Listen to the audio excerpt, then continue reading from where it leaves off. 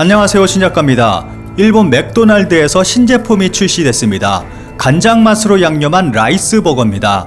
그런데 광고 그림 좌측 하단에 보면 후쿠시마 현산 쌀 사용이라고 적혀 있습니다. 동일본 대지진 10주년을 기념해서 발매한 것은 아닌가 하는 생각도 듭니다. 일본의 모스버거, 일본 KFC, 요시노야 등의 프랜차이즈들은 먹어서 응원 캠페인에 적극 동참하고 있습니다. 일본의 놀라운 모습은 여기서 끝이 아닙니다. 최근 한국에서 발매된 장난감으로 일본이 충격에 휩싸여 있습니다. 그리고 일본에서는 한국 타도를 외치며 넷플릭스를 비난하는 상황이 벌어지고 있습니다. 한국에서 정말 재미있는 장난감이 발매됐고 일본에서 커다란 화제가 되고 있습니다. 한국의 어느 장난감 회사에서 하얼빈 역에서 이토 히로부미를 암살하는 안종근 의사의 장난감을 발매했습니다. 이런 아이들 장난감을 만들었다는 것이 대단하게 느껴집니다.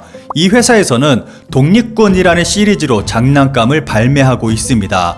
이 장난감은 발매와 동시에 일본에서 커다란 화제가 되고 있습니다. 장난감 블록 이토 히로부미 암살 현장, 왜 이런 것이 발매된 것인가? 장난감 블록 이토 히로부미 암살극 세트의 일본 열도 경로, 한국 장난감 제조업체가 판매한 애국교육 블록의 비난세도. 이토 히로부미는 일본에서 근대화의 영웅으로 추앙받고 있는 존재입니다.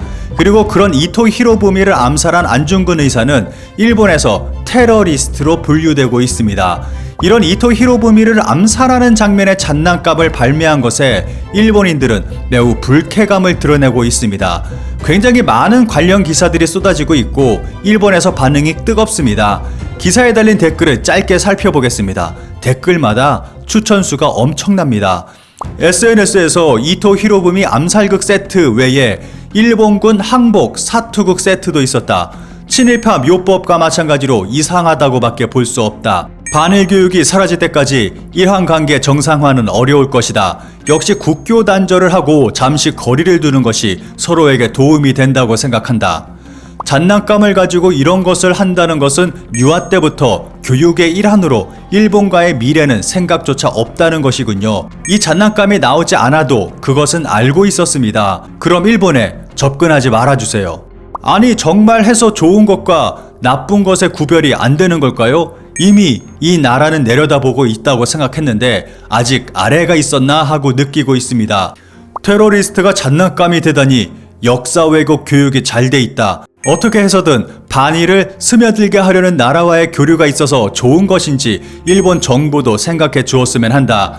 이것도 지금까지 일본 정부의 응석바지 외교의 성과라고 생각한다. 일본인들이 분노하는 것은 이뿐만이 아닙니다. 일본에서 김열의 칼날은 모든 기록을 갈아치우며 단시간에 일본 극장 흥행 수입 1위에 등극했습니다. 이 기록은 앞으로도 깨지기 어려울 것으로 보입니다. 일본에서는 김열의 칼날의 기형적인 붐이 일었고 여러가지 사회적 현상까지 일어났습니다. 총리를 비롯한 유명 정치인들이 애니메이션의 대사를 인용해서 연설하거나 2020년 태어난 아기 중 김열의 칼날 캐릭터 이름이 가장 많았습니다. 심지어는 애니메이션을 보지 않은 사람들을 공격하는 현상까지 나타났습니다. 그리고 일본인들은 전 세계를 향해 김열의 칼날을 봤냐며 질문하고 다니기 시작했습니다. 제가 가끔 보는 태국에 살고 있는 일본인 유튜브 채널이 있는데 태국인들을 상대로 귀멸의 칼날을 알고 있냐는 질문을 하는 영상을 찍었습니다. 그런데 결과는 대부분 모른다는 답변만 돌아왔습니다. 이 영상을 보고 그냥 재미로 유튜브 컨텐츠용으로 만들었겠거니 생각했는데 이런 모습이 이 사람뿐만 아니라 전 국가적 형태로 나타나고 있었습니다. 대만에서 김열의 칼날 인기에 불을 붙인 것은 애니메이션 19화였다. 김열의 칼날도 독일 거주 작가가 일본 애니메이션 대단한데 유감이라 말한 이유. 저 역시 일본의 지인으로부터 김열의 칼날을 봤냐는 질문을 받았습니다. 이러한 모습은 우리도 대단한 걸 만들 수 있다고 다들 보라고 라며 일본 대중문화에 대한 열등감에서 표출된 모습이라고 생각합니다. 그런데 이런 김열의 칼날이 한국에도 들어왔고 나름대로의 흥행을 했습니다. 그런데 문제는 주인공 캐릭터의 귀고리에 있었습니다. 원작에서는 귀고리의 문양이 우길기의 모습을 하고 있습니다. 한국에서 이러한 모양이 문제시되자 수출판에서는 귀고리의 문양을 바꾼 것입니다. 애니메이션뿐만 아니라 피규어도 수출파는 귀고리의 집중선을 빼버렸습니다.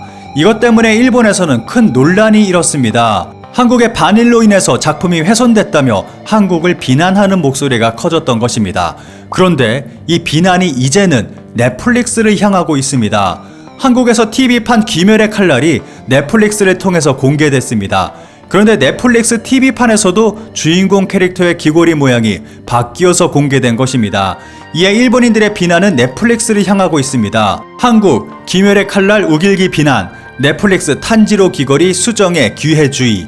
탄지로의 우길기 귀걸이를 호주에서도 수정하라. 한국에서도 대히트 귀멸의 칼날을 노리는 과격 민간단체의 정체. 일본에서 이러한 기사가 쏟아지고 있습니다.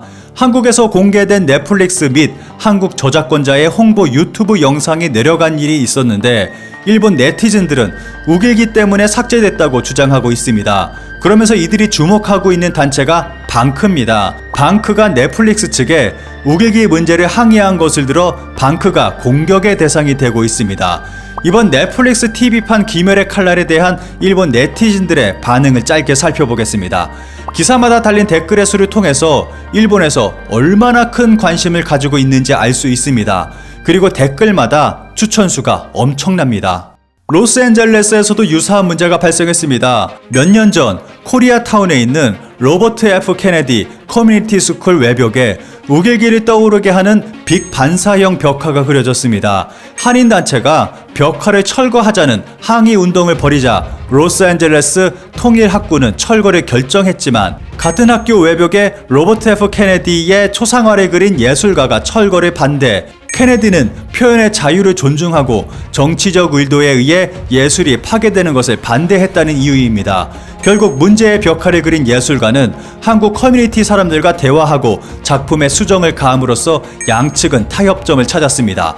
대화를 하는 것은 중요하지만 방사형의 예술이 특징적인 아티스트였고 정치적인 의도도 전혀 없었던 것을 생각하면 원하지 않는 타협이 아니었을까 생각됩니다. 작가의 심정을 짐작할 수 있습니다. 왜 이런 바보 같은 얘기에 빠져서 수정하는지 의미를 모르겠다. 일본에서 넷플릭스 불매 운동이라도 진행하지 않으면 기업이 목소리가 큰 클레이머의 비위밖에 보지 않고 진지한 유저 쪽을 보려고 하지 않게 된다. 싫으면 보지 마라 라고 밖에 말할 수 없다. 원래 TV나 영화 등은 볼 자유도 보지 않을 자유도 있다. TV 앞에 붙들어 매고 강제로 보여주는 게 아니라 자진해서 보는데도 비난하는 등 진정한 바보들이다. 넷플릭스가 불쌍하다. 방크가 하고 있는 일은 일본에 대한 헤이트 그 자체. 외무성은 맹렬히 한국에 항의해야 한다. 귀찮지만 방크에 대항하는 조직을 일본에서도 만들어야 한다. 그러나 일본의 조직은 제대로 역사적 사실을 바탕으로 한 냉정한 조직이어야 한다. 시간은 걸리겠지만 꾸준히 세계에 이해시킬 수밖에 없다. 정말 쓸데없는 노력이다. 그 대가는 확실하게 어떻게든 지불받도록 하자. 이 문제를 내버려둬서는 절대 안 된다. 자칫하면 자위대 기도 들지 못할 가능성도 있다. 전 세계적으로 일본은 약하다는 소리를 듣는다. 어른스런 대응은 상대에게 효과가 없다.